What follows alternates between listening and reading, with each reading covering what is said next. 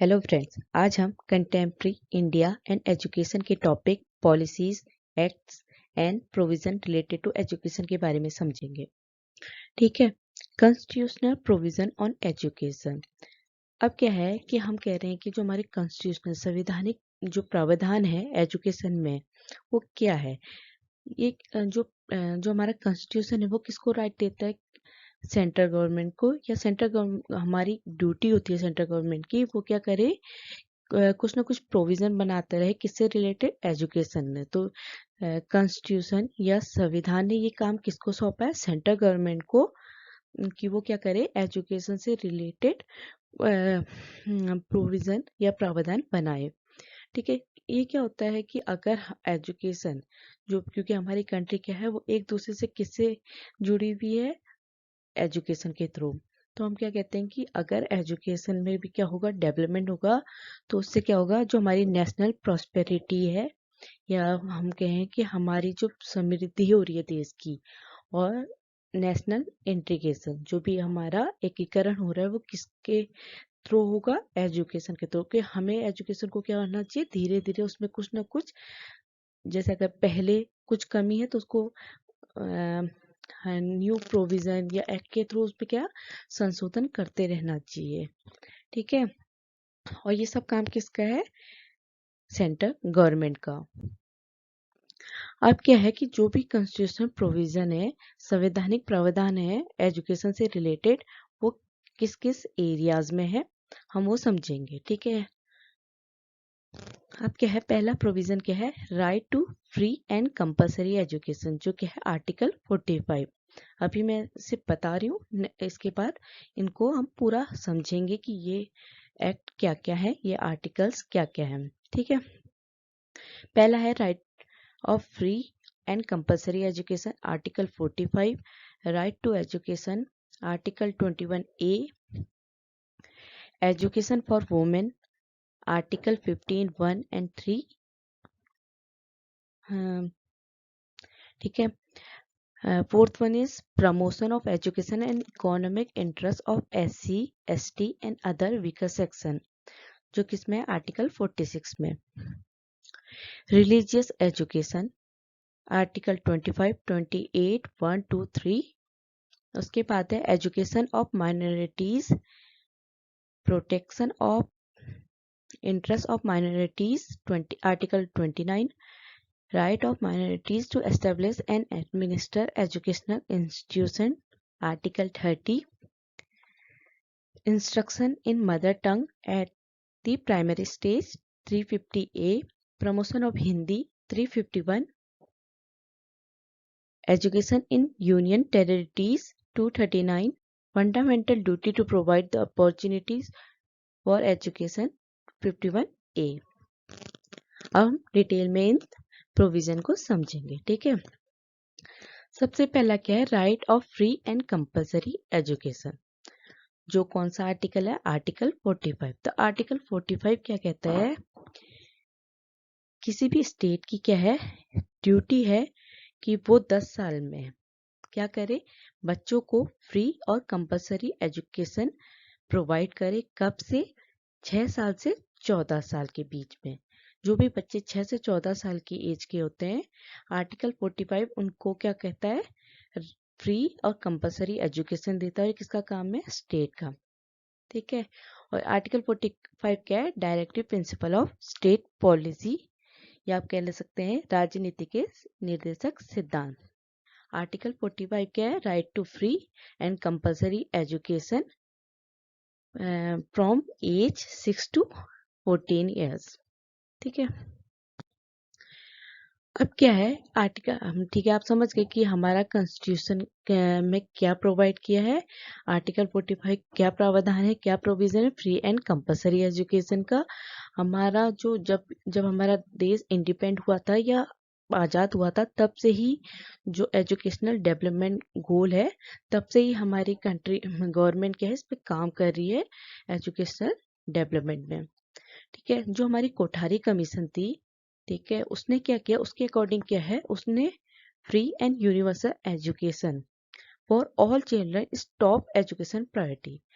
तो कोठारी कमीशन का क्या था, कि जो हमारे बच्चे हैं उनको फ्री और यूनिवर्सल एजुकेशन मिलना क्या है, टॉप प्रायोरिटी है एजुकेशन की। ये सिर्फ सोशल जस्टिस और डेमोक्रेसी के लिए नहीं है, ये उनके लिए भी है कि जो हमारे वर्कर कंपिटेंस, जो काम करने की योग्यता है, या जिससे हमारी नेशनल प्रोडक्टिविटी इंक्रीज होगी, इसमें भी क्या है, एजुकेशन हेल्प करेगी अगर बच्चों को एजुकेशन दी जाएगी फ्री एंड कंपलसरी। अब क्या है, universalization has the following problem. Universalization मतलब सार्वभौमिक। अब हम कह रहे हैं कि सबको फ्री और कंपलसरी एजुकेशन मिलनी चाहिए। ये प्रोविजन बन तो गया, पर रियल में इसे फॉलो करने में कुछ प्रॉब्लम्स हैं, फेस करते हैं। तो प्रॉब्लम्स क्या है, लैक ऑफ फाइनेंशियल रिसोर्सेज। ठीक है, अब आपने एक प्रोविजन बना दिया, लिख दिया, पर रियल में उसको फॉलो करना टफ होता है। क्योंकि देखिए, सबसे पहले फाइनेंशियल प्रॉब्लम होती है। जो हमारे फाइनेंशियल प्रॉब्लम है उसमें कमी। दूसरा, वेरी स्मॉल विलेजेस। कुछ विलेजेस के होते हैं बहुत छोटे होते हैं। उसके बाद लैक ऑफ सुटेबल बिल्डिंग्स। अब ठीक है, पैसों की जरूरत पड़ेगी अब बिल्डिंग बनाने के लिए, तो अगर गांव छोटे होंगे तो वहाँ पे बिल्डिंग्स भी प्रॉपर नहीं बन पाएगी, तो बच्चे एजुकेशन किस तरह से लेंगे। ठीक है, the poverty of parents and their non cooperation. ठीक है, कुछ पेरेंट्स क्या होते हैं, कुछ पेरेंट्स को मतलब है कि कोई बहुत जो गांव होते हैं वहाँ पे पोवर्टी क्या है, बहुत ज़्यादा है, और कुछ काम भी नहीं होता, तो वो अपने बच्चों को शिक्षा नहीं प्रोवाइड करते। वो उससे बेहतर उन्हें काम पे लगाते हैं, क्योंकि उनके लिए पैसा या खाना चाहिए, उसकी ज़्यादा ज़रूरत है शिक्षा से ज़्यादा। तो ये भी क्या है, प्रॉब्लम है यूनिवर्सलाइजेशन ऑफ एजुकेशन का। Providing suitable staff and facilities, और सुटेबल स्टाफ एंड फैसिलिटीज़ को प्रोवाइड करने में। Indifference to primary education and drop out of student without completing primary education. अब क्या होता है कि कुछ क्या होते हैं, बच्चे का इंटरेस्ट नहीं होता, ठीक है, अपनी प्राइमरी एजुकेशन लेने में, या जो कुछ बच्चे ड्रॉप आउट हो गए हैं या फेल हो गए हैं, वो अपनी प्राइमरी एजुकेशन को कंप्लीट नहीं करना चाहते। तो ये भी क्या है, प्रॉब्लम है हमारा आर्टिकल 45 में कि सबको शिक्षा मिलनी चाहिए। तो हमने क्या समझा कि क्या क्या इसके वो है प्रॉब्लम। पहला है lack of financial resources, very small villages, lack of suitable buildings, the poverty of parents and their non-cooperation, providing suitable staff and facilities, indifference to primary education and dropout of student without completing primary education. अब आता है दूसरा provision क्या है, right to education. Right to education से ही समझ गए होंगे कि ये सबका अधिकार है, एजुकेशन लेना क्या है, सबका अधिकार है। अब क्या है, राइट टू एजुकेशन एक्ट 2009। जो हमारा एक्ट 2009 है वो क्या है, राइट टू एजुकेशन। इस जो कब बना, अप्रैल 1 2010 में। इस एक्ट में क्या है, इसको लीगल राइट मिला है, मतलब सॉरी, अब ये लीगल राइट है हर एक नागरिक का या सिटीजन का, जो भी इंडिया में रह रहा है, एजुकेशन लेना उसका क्या है, राइट है। सेक्शन 21A, इसमें क्या है कि स्टेट का काम क्या है कि वो फ्री और कंपलसरी एजुकेशन दे चिल्ड्रन को। कौन सी एज से, 6 to 14 ईयर्स। ठीक है, डिटरमाइंड बाय लॉ, मतलब ये एक कानून है कि बच्चे, ये किसका काम है, राज्य का काम है कि वो 6 से 14 साल के बच्चों को क्या फ्री और कंपलसरी एजुकेशन प्रोवाइड करे। जो किसमें लिखा है, 86 अमेंडमेंट एक्ट 2002। ठीक है, जो हमारा 86 अमेंडमेंट है, इसमें जो 2002, ये आर्टिकल 21A क्या है, जो हमारा राइट टू एजुकेशन है, ये हमारा मूलभूत अधिकार में क्या गया है, इंसर्ट किया गया है या मिलाया गया है हमारा 86 अमेंडमेंट। जो हमारा एक्ट क्या है, आर्टिकल 21A क्या कहता है कि जो हमारा राइट टू एजुकेशन है, ये हर एक बच्चे का फंडामेंटल राइट है, उसका आधार है कि उसको शिक्षा लेना उसका राइट है। ठीक है। Amendment 93 primary education a fundamental right. तो हम अमेंडमेंट 93 क्या कह रहा है कि जो प्राइमरी एजुकेशन होती है बच्चे की वो उसका फंडामेंटल राइट है। ठीक है, उसका आधारभूत अधिकार है कि उसको क्या है, प्राइमरी शिक्षा लेनी ही लेनी है। ठीक है, प्राइमरी एजुकेशन नाउ है फंडामेंटल राइट। अब हम इसमें इस अमेंडमेंट में क्या ऐड हुआ कि जो हमारी प्राइमरी एजुकेशन होती है वो अब क्या है, फंडामेंटल राइट है under the 93 amendment to the constitution. अब क्या है, ये लीगल राइट है, ये सबका अधिकार नहीं है, ये एक कानूनी अधिकार है कि कोई भी बच्चा संविधान के अकॉर्डिंग क्या कर सकता है, कानूनी शिक्षा लेने का अधिकार रखता है, क्योंकि अब राइट टू एजुकेशन क्या है, उस बच्चे का फंडामेंटल राइट है। अब आता है एजुकेशन फॉर वुमेन। क्या है, अब क्या है, जो हमारी पॉलिसीज या प्रोविजन या एक्ट जो भी है इंडिया में, इसकी एजुकेशन किसके लिए प्रमोट की गई, वुमेन में। अब हमने देखा कि पहले क्या था कि लड़कों को ही बढ़ावा दिया जाता था पढ़ने के लिए, पर अब हमारी गवर्नमेंट ने ऐसे प्रावधान या प्रोविजन बनाए जिससे क्या है, औरतें भी शिक्षा ले सकती हैं। इस कॉन्स्टिट्यूशन के अकॉर्डिंग लड़कियों को भी क्या है, इक्वल राइट है एजुकेशन लेने का, कि इसकी तरह लड़कों की तरह, बॉयज की तरह गर्ल्स को इक्वल राइट है एजुकेशन लेने का। ठीक है, अब डिफरेंट आर्टिकल्स हैं जो हमारे वुमेन के एजुकेशन राइट के बारे में बताते हैं। ठीक है, सबसे पहला आता है आर्टिकल 15(2). ये क्या है, आर्टिकल 15(2) में क्या है, इस आर्टिकल के अकॉर्डिंग जो भी हमारा डिस्क्रिमिनेशन होता है, मतलब भेदभाव होता है against any citizen on the basis of gender, religion, race और प्लेस ऑफ बर्थ। अगर कोई भी नागरिक, व्यक्ति या गवर्नमेंट या स्टेट किसी भी व्यक्ति के साथ उसमें किसमें उसकी जेंडर, उसके रिलीजन, रेस और प्लेस ऑफ बर्थ पे अगर वो उसको डिस्क्रिमिनेट करती है या भेदभाव करती है, तो आर्टिकल 15(2) क्या करता है, इस भेदभाव को रोकता है कि क्या करे, सार्वजनिक स्थान में किसी भी सिटीजन या नागरिक पे उसकी जेंडर, रिलीजन, रेस के अकॉर्डिंग भेदभाव ना किया जाए। तो आर्टिकल 15(2) उसको प्रोहिबिट करता है। पर क्या है कि अगर जैसे किसी भी कोई भी ऐसा प्लेस है जहाँ पे क्या है कि वो एरिया या वो काम गवर्नमेंट के आंशिक या पूर्ण, मतलब हम कह सकते हैं कि अगर वो गवर्नमेंट के फंड पे बना है तो ये आर्टिकल चलता है, पर अगर वो किसी प्राइवेट प्रॉपर्टी है तो वहां पे आप ऐसे एंटर नहीं कर सकते, क्योंकि ठीक है, किसी प्राइवेट ने अपना कुछ बनाया, तो फॉर एग्जांपल टॉयलेट, ठीक है, अगर वो प्राइवेट टॉयलेट है आप वहां पे रोक सकते हैं क्योंकि वो आपका पर्सनल है। पर अगर वो गवर्नमेंट के फंड से बना है, गवर्नमेंट का है, तो वहां पे कोई भी जा सकता है, उसे कोई नहीं रोक सकता। ये क्या बोलता है आर्टिकल 15(2).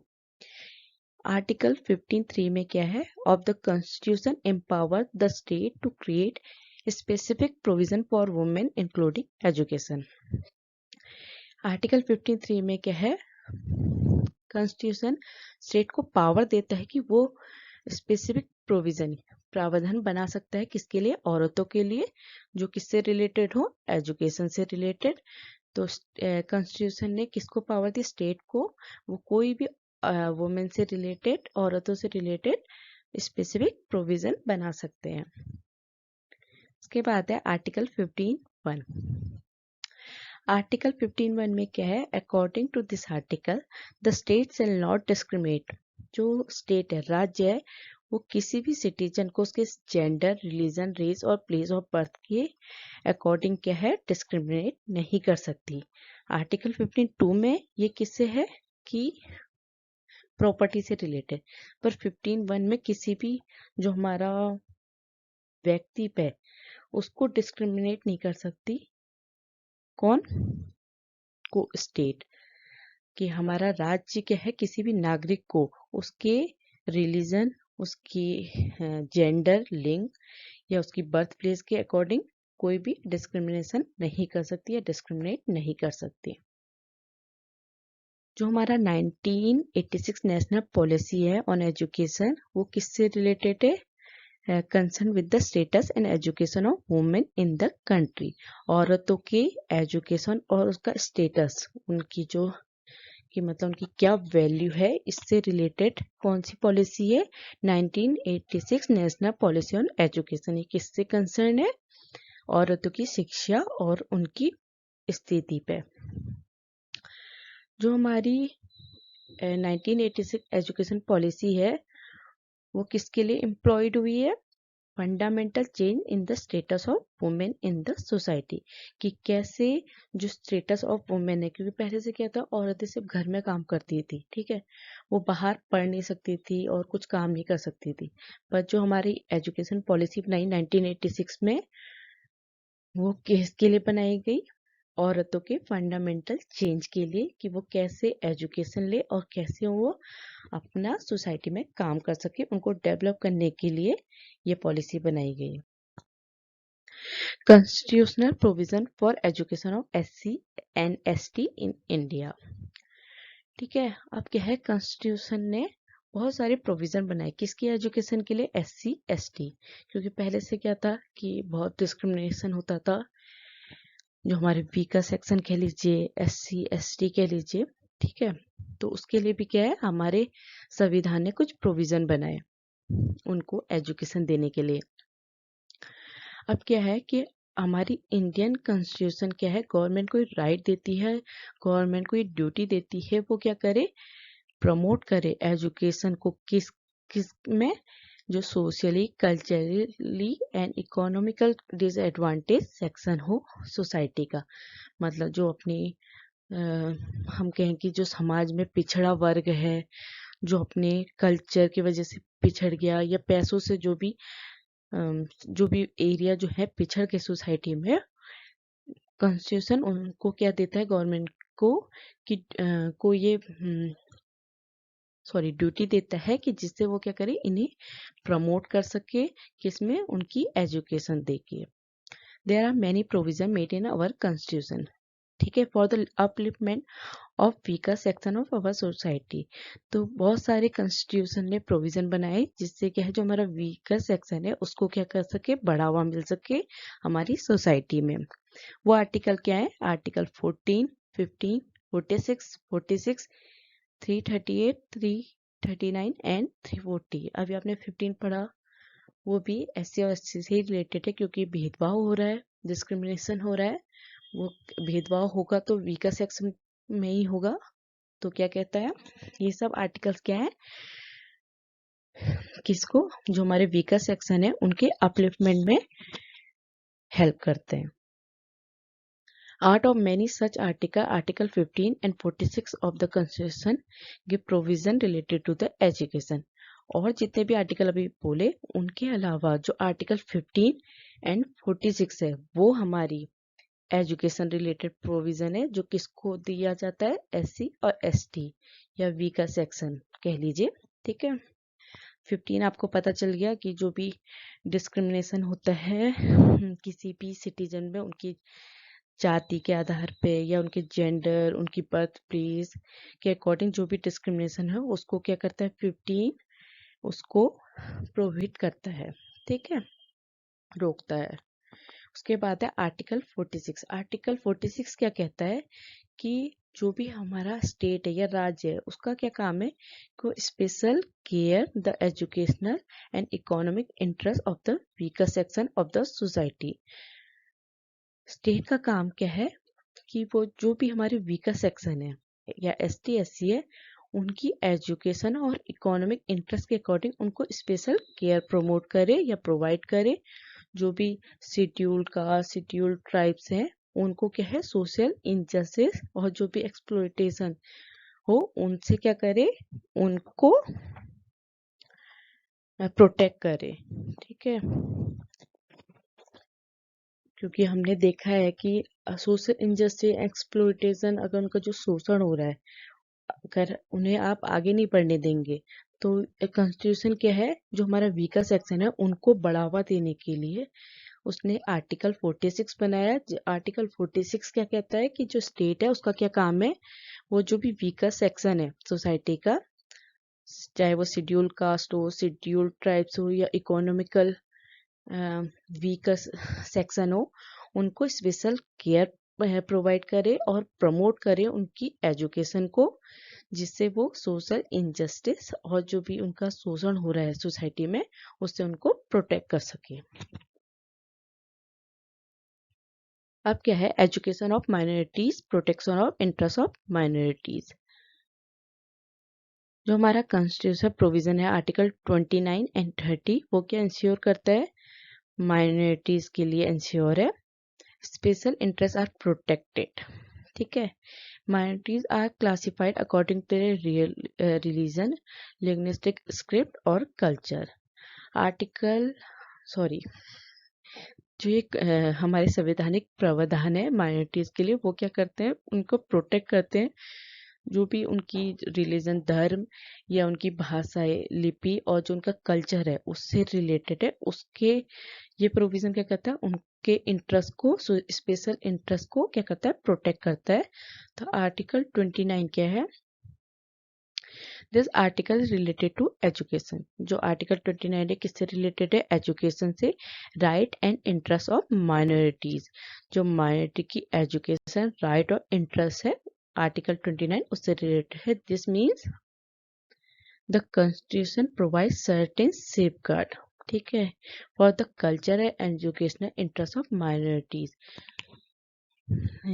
जो हमारा 29 प्रोविजन है वो क्या करता है, सेफगार्ड, उनको एक सुरक्षा प्रदान करता है माइनॉरिटीज को, उनके जो कल्चर एजुकेशनल इंटरेस्ट है उनको सेव करने के लिए क्या करता है, एक गार्ड प्रोवाइड करता है, या कह दीजिए उनके लिए कुछ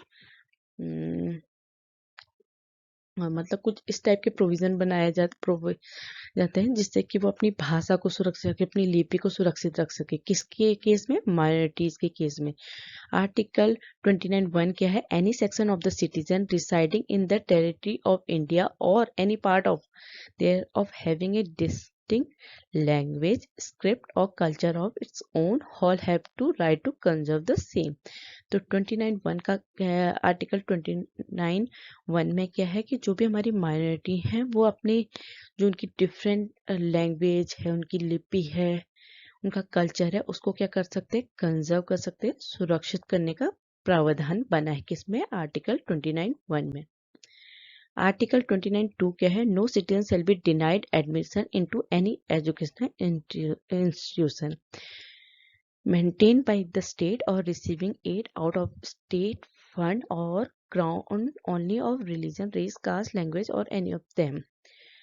अब क्या है, जो हमारा 29(2) है वो क्या बोलता है कि कोई भी अगर इंस्टीट्यूट स्टेट के फंड में चल रहा है या वो जो इंस्टीट्यूट है वो गवर्नमेंट का इंस्टीट्यूट है, तो वहाँ पे क्या है, कोई भी नागरिक का एडमिशन या किसी भी बच्चे के एडमिशन को डिनाई नहीं कर सकता वो एजुकेशनल सिस्टम, उनके किसके बेस में, उनके रिलीजन, रेस, कास्ट, लैंग्वेज और एनी ऑफ देम। तो माइनॉरिटीज को सेफगार्ड या प्रोटेक्ट करने के लिए क्या आर्टिकल बनाया है कि जो भी एजुकेशनल इंस्टीट्यूट अगर गवर्नमेंट के, स्टेट के फंड में चल रहे हैं या वो स्टेट का इंस्टीट्यूट है, तो वहां पे कोई भी सिटीजन का आप एडमिशन डिनाई नहीं कर सकते, मना नहीं कर सकते अगर वो क्या है, माइनॉरिटीज है। Right of minorities to establish and administer educational institute. जो हमारा आर्टिकल 30 है उसमें क्या है कि वो माइनॉरिटीज कोई भी अपना खुद का कॉलेज एडमिनिस्टर कर सकता है, एस्टेब्लिश कर सकता है, ठीक है, कोई भी एजुकेशनल इंस्टीट्यूट। हमारा जो हमारा इंडियन कॉन्स्टिट्यूशन है उसके आर्टिकल 30 के अकॉर्डिंग कोई भी माइनॉरिटीज अपना कोई भी एजुकेशनल इंस्टीट्यूट एस्टेब्लिश और एडमिनिस्टर बना सकता है, चला सकता है, इसका राइट देता है आर्टिकल 30। किसको, माइनॉरिटीज को।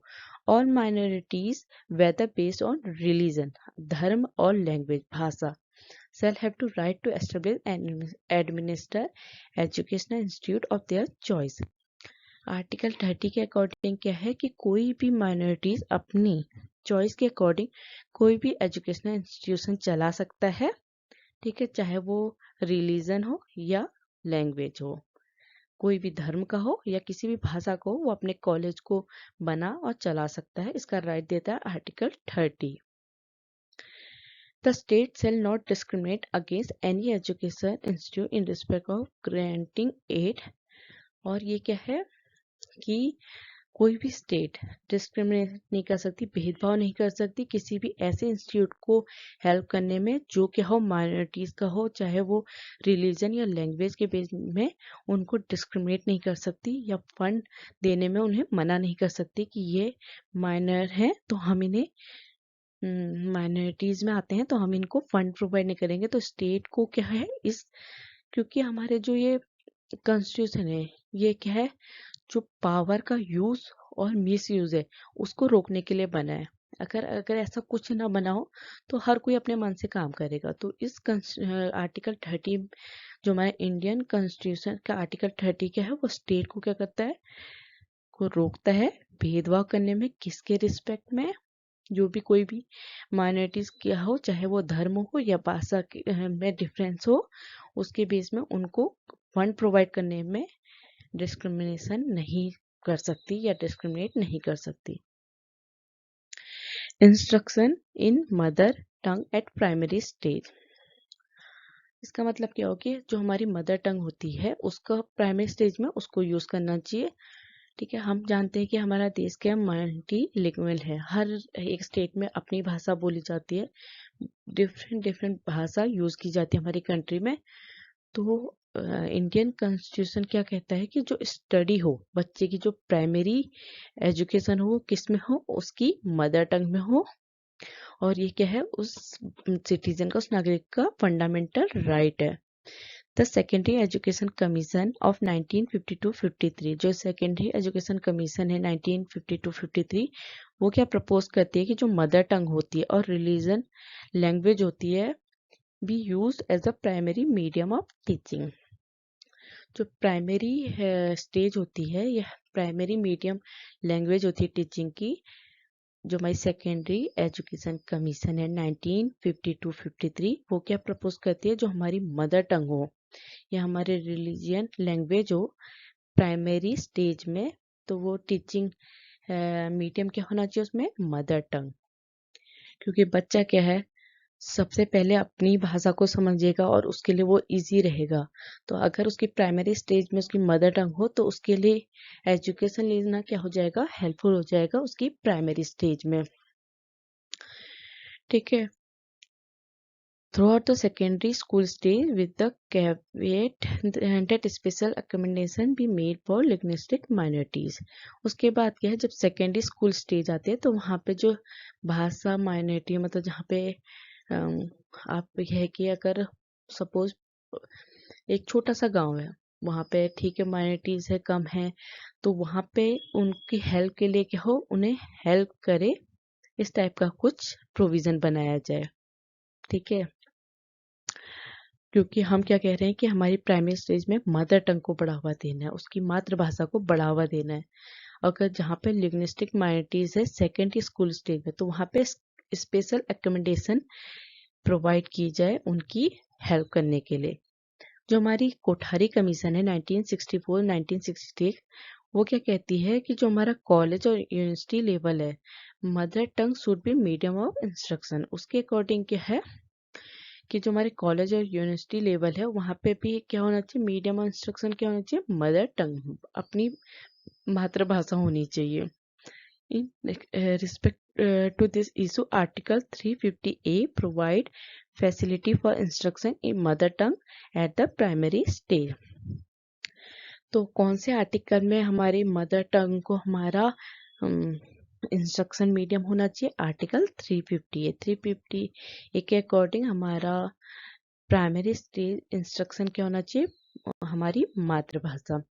इसके अकॉर्डिंग क्या है कि ये क्या है, हर एक स्टेट की और जो लोकल अथॉरिटी हो, ठीक है, क्योंकि उसकी क्या है, उसकी ये ड्यूटी है कि वो क्या करे, ये फैसिलिटी प्रोवाइड करे जिससे क्या हो कि जो प्राइमरी स्टेज की एजुकेशन हो वो उसकी मातृभाषा में हो, जिससे और जो children belonging to the linguistic minority group, जो बच्चे क्या हो भाषाई माइनॉरिटी ग्रुप से बिलोंग करते हैं, उनके लिए क्या हो, द प्रेसिडेंट में issue such direction to any state as he consider necessary or proper for securing and provision for such facilities।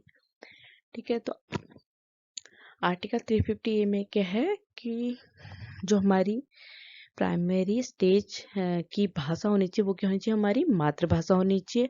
अगर कोई ग्रुप क्या हो, लिंग्विस्टिक माइनॉरिटी हो, भाषाई माइनॉरिटी हो, वहाँ पे क्या है कि उनको क्या हो समझाने के लिए एक स्पेशल ये समझ लीजिए कि उनको लिंग्विस्टिक हेल्पर या मतलब जिससे उनकी लैंग्वेज की नॉलेज हो, या जिसे दोनों लैंग्वेज की मतलब जो है उसकी सपोज किसी गांव में पढ़ाई हो रही है, ठीक है, वहाँ पे क्या है कुछ ट्राइब्स हैं जिनकी मातृभाषा टीचर की समझ में नहीं आई, तो वहाँ पे ऐसा एक लिंग्विस्टिक हेल्पर अपॉइंट करा जाए या लिंग्विस्टिक ऑफिसर अपॉइंट किया जाए जो क्या करे, उन्हें एक्सप्लेन कर सके, उनकी हेल्प कर सके उन बच्चों की जो क्या हो लिंग्विस्टिक माइनॉरिटी ग्रुप से बिलोंग करते हैं। ये किसमें है, आर्टिकल 350A में। Promotion of Hindi. अब क्या होता है कि हमारा इंडियन कॉन्स्टिट्यूशन क्या है, हिंदी को डेवलप करने और प्रमोट करने के लिए उसने एक आर्टिकल बनाया, आर्टिकल 351, जिससे क्या हो कि हम जो हमारी हिंदी लैंग्वेज हो उस वो क्या हो उसका प्रमोशन हो पाए, प्रमोट हो सके हमारे पूरे भारतवर्ष में, ठीक है, इंडिया में प्रमोट हो जाए, उसके लिए इंडियन कॉन्स्टिट्यूशन ने आर्टिकल 351 बनाया। इसके अकॉर्डिंग क्या है कि ये किसकी ड्यूटी है, स्टेट की ड्यूटी है कि वो क्या करे, हमारी हिंदी लैंग्वेज को स्प्रेड करे टू डेवलप इट, जिससे ये क्या हो विकसित हो, so that it may serve as a medium of expression for all the element of the composite culture of India.